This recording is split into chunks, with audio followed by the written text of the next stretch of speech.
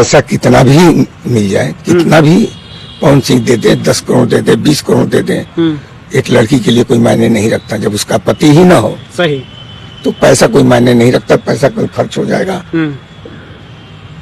पति होता है सही मायने में, उनको रखना चाहिए, सत सम्मान रखना चाहिए, पैसा कोई ज्यादा महत्व नहीं रखता है।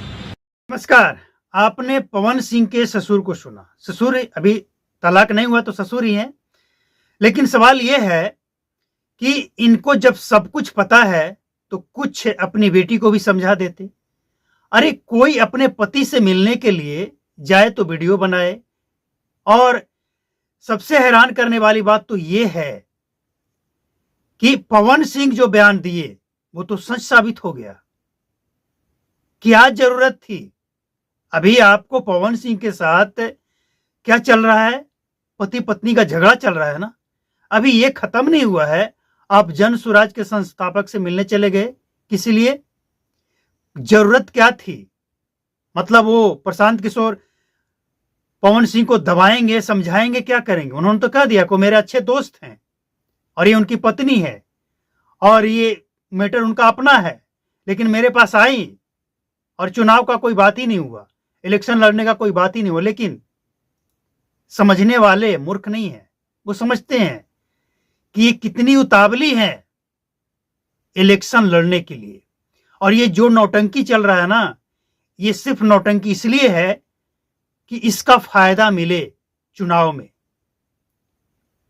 पवन सिंह के बारे में तो अब ये खबर आ गया कि वो चुनाव नहीं लड़ेंगे। वो समझ गए कि इसका रिजल्ट जो आएगा। हालांकि एक बात हम आपको बताएं, पवन सिंह, मनीष कश्यप और कुछ और ऐसे लोग हैं बिहार के अंदर या देश के अंदर भी कुछ ऐसे लोग हैं, ऐसे लोग अगर राजनीति में आते हैं ना तो इनको इतना वोट से जिताना चाहिए कि बाकी जितना भी कैंडिडेट खड़ा हो ना इनके आजू बाजू, उन सबकी जमानत जब्त हो जाए। ऐसे लोग राजनीति में पैसा कमाने नहीं आते हैं, ऐसे लोग राजनीति में समाज सुधार के नाम से आते हैं और ये काम भी करते हैं।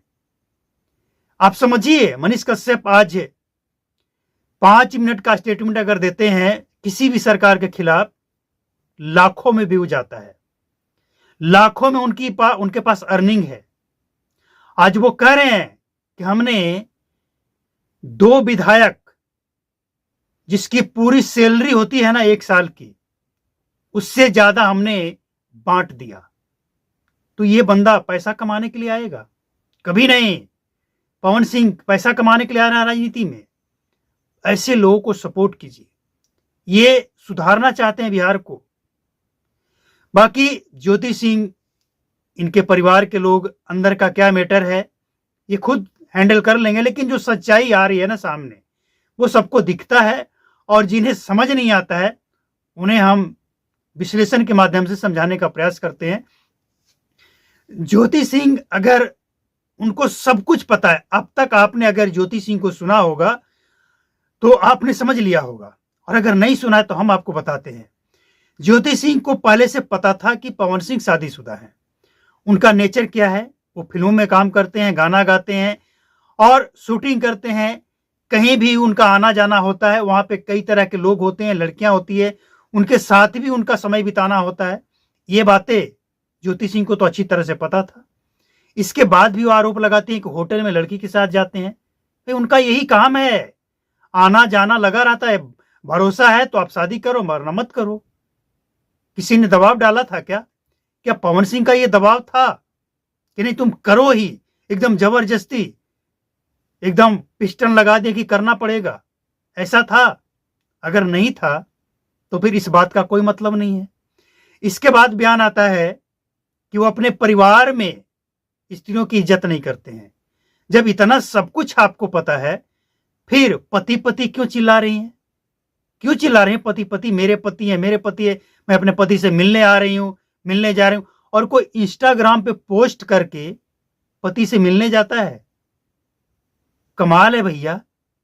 अब कुछ लोग कहेंगे कि फोन भी किया था लेकिन रिसीव भी किए हैं, बातचीत भी हुई, सब कुछ हुआ है। ये सब नौटंकी है। सच्चाई दोनों तरफ से जब आप बात सुनेंगे तो पता लगेगा। नौटंकी और कुछ नहीं है। और वीडियो कौन बनाता है और क्यों बनाता है? सबूत के तौर पे, जिसके अंदर छल कपट है, वरना पति पत्नी के बीच में वीडियो बनाया जाता है? यही संस्कार मिला है। हैरानी होती है ऐसे लोगों को देखकर।